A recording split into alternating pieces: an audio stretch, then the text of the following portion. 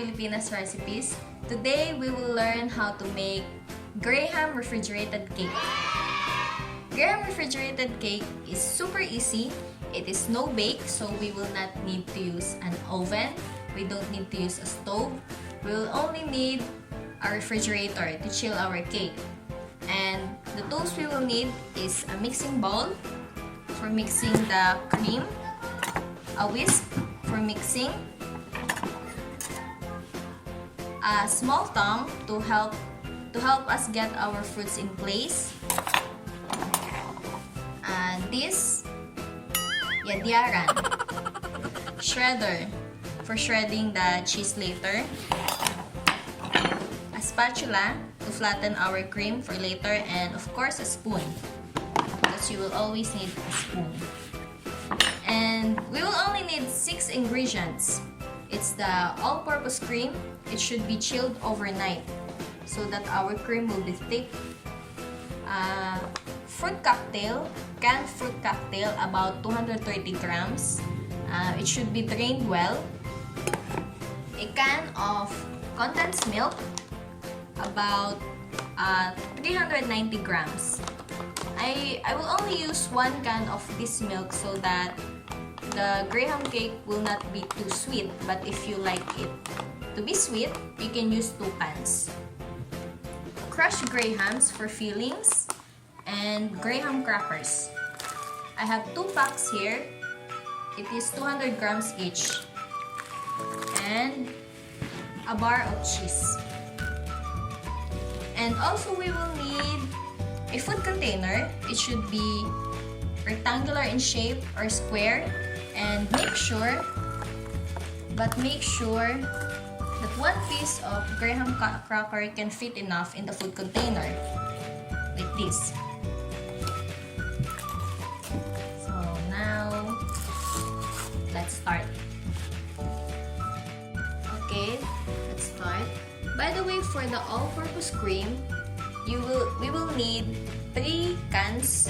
It's about 300 grams each, so it's a total of 900 grams.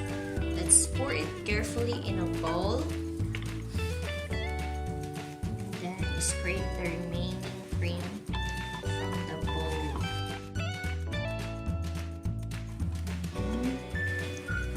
And then 1 can of condensed milk. It's 390 grams.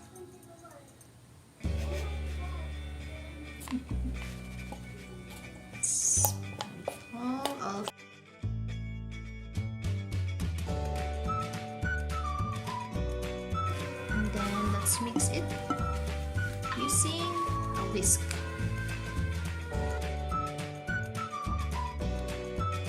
And that's it. We'll set it aside for a moment. Then let's get our food container.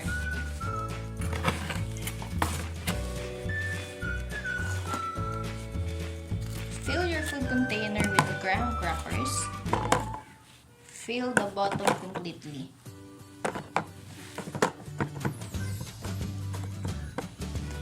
The crackers you will need will depend on how big your container is.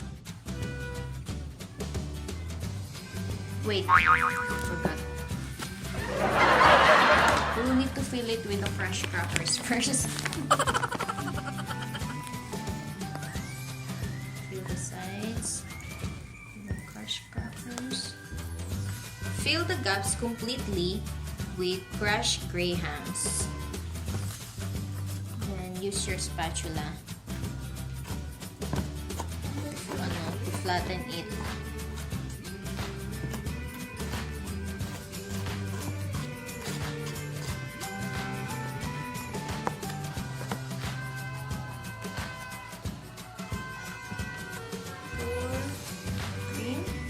Carefully pour the cream on the container.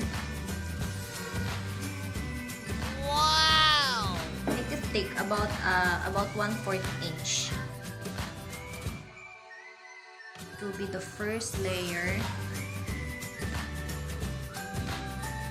And then we will put another layer of graham crackers. You can put fruits in between the layers, but since I want the cake to look neat, I will just put the fruits on top.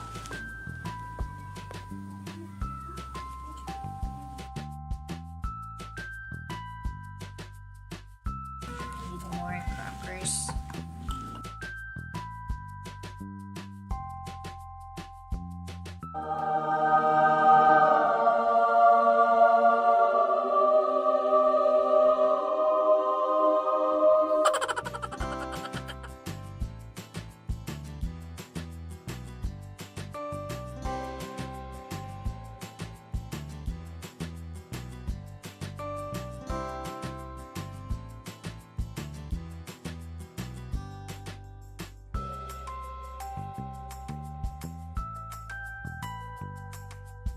Then we'll fill the gaps with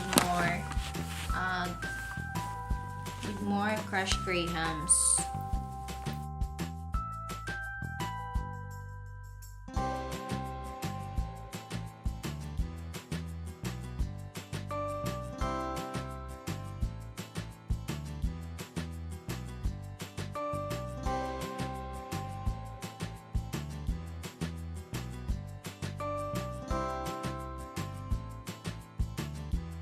We'll pour it again with more cream. Wow!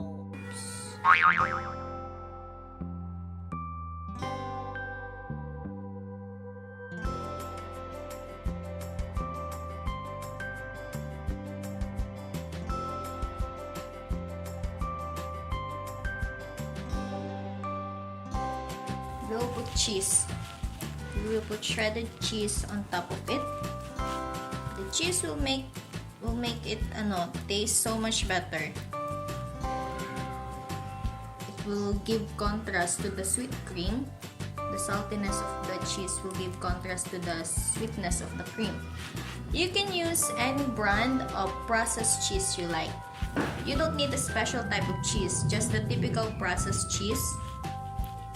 But you can use cheddar cheese too if you want. If you don't like cheese, you can skip this. But if you love cheese, like I do, I will put a large amount of it. It's now time to put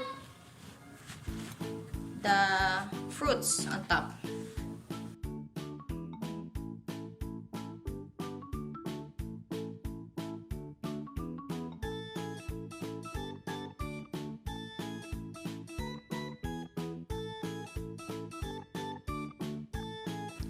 For the canned fruit cocktails, you can use any brand you like.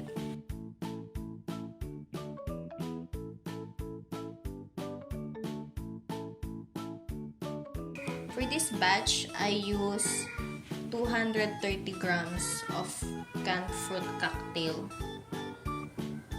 Maybe you can buy a separate can of preserved cherries. If you want to put generous amount of cherries on top of your graham cake. And pineapples. Okay, that's it.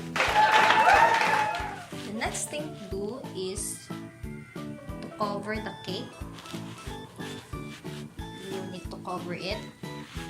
We'll need to cover this, and we will chill this for maybe 2 to 3 hours. If you want to consume it immediately, maybe just 2 to 3 hours. But you can chill this overnight for chilling this overnight is better. Kasi mas magiging thick and consistent yung texture niya. So, yun lang. Pero pwede naman 2 to 3 hours lang if you are excited na. If you are excited to eat this. Kasi masarap talaga to. So, that's it. I will just chill this and we will check this out later again after 3 hours.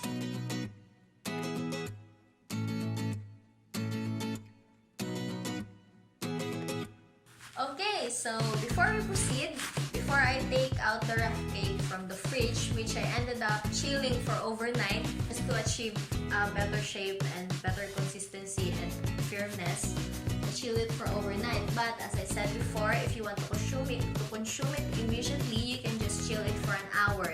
Please make it at least an hour para naman medyo firm na siya pag kinuha mo yung cake sa ref.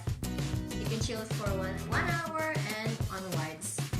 But first, please, if you're watching and enjoying our video, please hit the like button and subscribe our channel.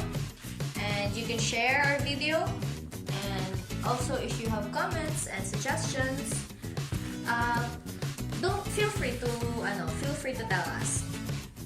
And also, we have plenty of recipes. You can check it out from our website, filipinasrecipes.com. You can follow us on our Facebook page, Filipinos Recipes. And we are also on Instagram and TikTok. Our ID is Filipinos Recipes. So, ano pa? So, yun lang. And, okay, let's learn about this Graham rough cake. Why is it so popular? Kasi it's easy. You don't need an oven. It's no bake. You only use few ingredients. Cream, crackers, condensed milk, cheese, and whatever toppings you like. You cannot go wrong with these recipes. You can adjust the sweetness according to your preferences. If you don't want it to be too sweet, you can lessen the measurement of the condensed milk. If you want it really sweet, Filipinos have sweet tooth. Sabi nga nila yung mga pagkain natin halos parang dessert na. So yun.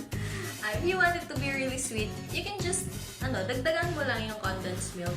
And you can swap the fruits, the toppings. You can use mango, itatawag nilang mango graham float, mango graham cake, yung mga ganon. You can use peaches, or you can combine mangoes and peaches, mango peach graham. You can just use cherries, or you can use pineapples if you like pineapples. You can use the whole canned fruit cocktail just like what we did. And kailan ba naging popular yung Graham rough cake? So I'm not really sure how way back it goes. Pero I remember the first time I made this was during the year early 2000, during my elementary days. It was introduced to me by my sibling. So siya yung nagpakilala sa akin nitong cake na to. So, and it became so trendy during that time and so popular. Every Christmas party, nag-aagawan pa yung mga classmates natin kung sinong gagawa ng rough cake. Siguro kasi bonding na rin pag gagawa kayo nito. And it's so fun to make. It's so easy and yun nga, napakasarap naman, di ba? So, Graham rough cake, it is considered an icebox cake. When you say icebox cake, it uses ingredients like cream, fruits, nuts, and wafers. And you set it in a refrigerator. So any dessert that uses those ingredients and that method, you call it icebox cake. And also what's amazing with this recipe, you can use any crackers, not just the Graham. Not just the Graham crackers. Siguro pakulo na lang din nung Graham crackers, di ba? So, kaya yun nga, sila yung naging popular, yung using Graham. And ipinangalan na rin, di ba, dun sa Graham crackers. Kasi nga, the popular thing to do is to use Graham crackers. But you can use other crackers. You can use broas or lady fingers too. You can just use any regular biscuit. Pero yun nga, the most popular is to use the Graham crackers. And dati, nagka-crush pa kami ng Grahams kasi wala pa ng crushed Grahams. And then, naging popular nga yung Graham rough cake, naging available na rin sa market yung crushed Grahams. And I think that's it. Don't forget to like and subscribe and share. And also, tell us in the comment box how you make your Graham rough cake. What fruits do you like to use? Yung mga ganon. And maybe gagawa rin kami ng video tungkol doon. So, yun.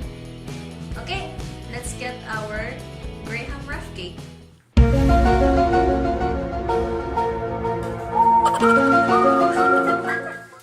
Wow! Okay.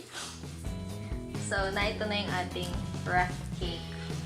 Nga pala, I only ended up using half pack of the 200 grams of the graham crackers. The ratio is half pack of the 200 grams crackers into 3 cans of all-purpose cream. 3 cans, which is 300 grams each. So, half pack, 900 grams of all-purpose cream. Ayun. Maybe because ginawa kong makapal yung cream. And yun nga, it's only good for 1 batch. And I think it's good for 8 to 10 persons kung kutib-kutib lang. Pero kung malakas kayong kumain, siguro mga 5. Pero kung sobrang malakas kayong kumain, 2 lang siguro. So, yun. Okay, let's slice the cake.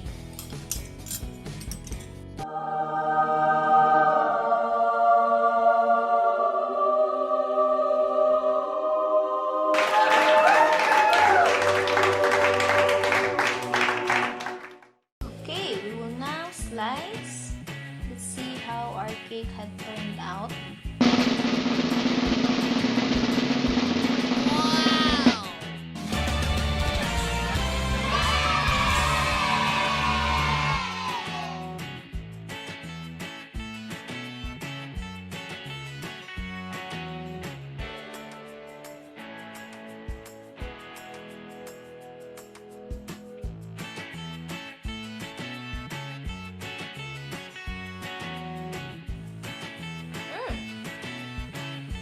Good. Yummy. Napakasarap talaga nitong graham ref cake na to. 1 spoon is not enough. Ayan, sige. Kainin mo na. Thank you for viewing our video. Again, please hit that subscribe button on the bottom right corner of the video. And hit the like button, and also tell us what you think, and if you have any tips or any suggestions to help our recipe to be better, just tell it us in the comment box. We would love to hear from you, and also we have more recipes. Just check out our other videos, and we also have blended recipes on our website, filipinasrecipes.com. So, that's it. And nga pala, we are shooting this on New Year's Day. So, Happy New Year everyone. And that's it. See you again soon.